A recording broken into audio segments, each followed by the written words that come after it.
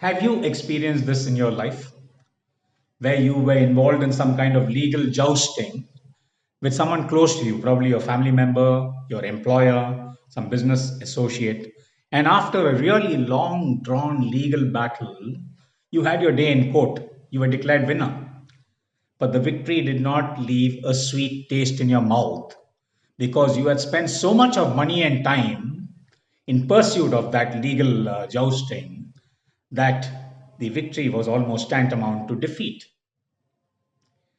This is called Pyrrhic Victory. It's named after King Pyrrhus of ancient Greece, who, after having fought two bloody battles against the Romans, he invaded Rome, fought two bloody battles against them, both of which he won. But he had lost so many of his men, his generals, his officers during those battles that he's supposed to have remarked one more victory like this and we are finished. Napoleon had a Pyrrhic victory when he invaded Russia.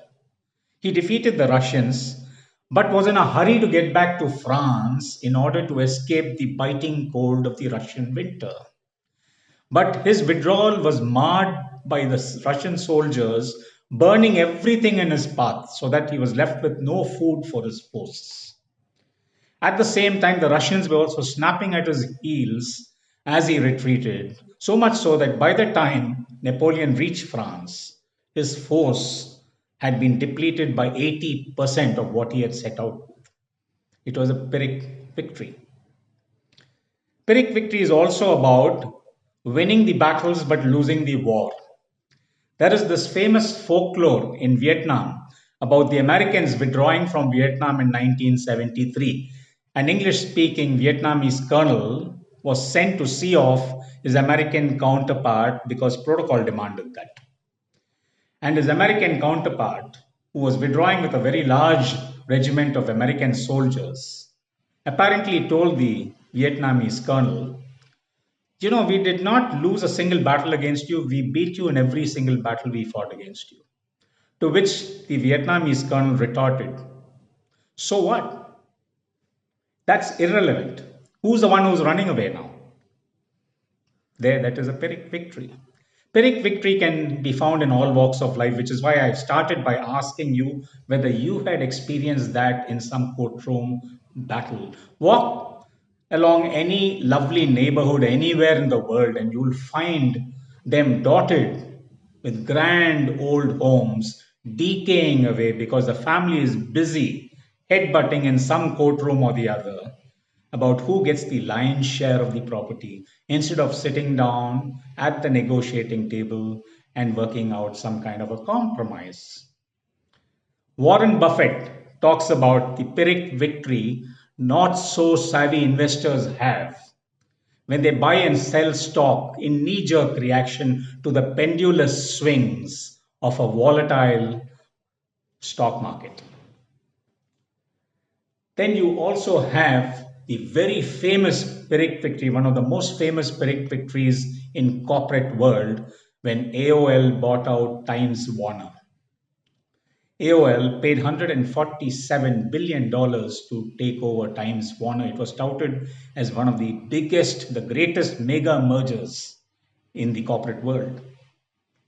This was during the dot com bubble in 2001. Then the bubble burst.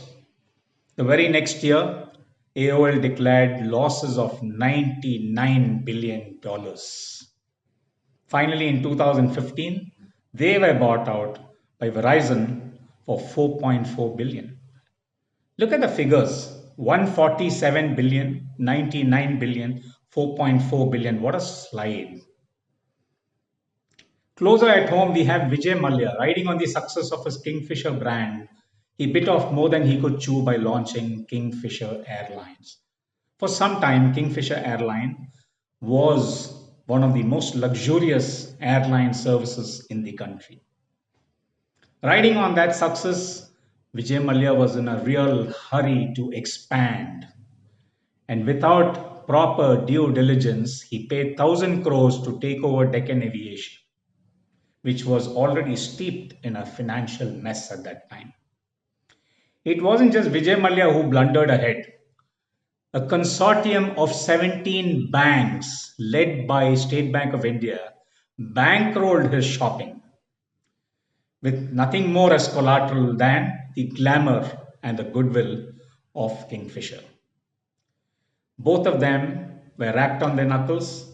They paid for their bunglings, and today Vijay Mallya is a wanted man in India. So, how do you avoid this Pyrrhic victory?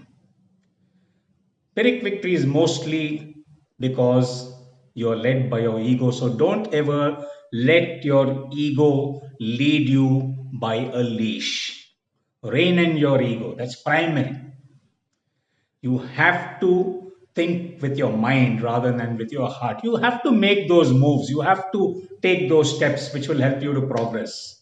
But let your mind be the guiding factor to make those moves and take those steps. Look through the windscreen, look to the left, look to the right, look at all the rear view mirrors before you step on that accelerator. Remember the adage, look before you leap.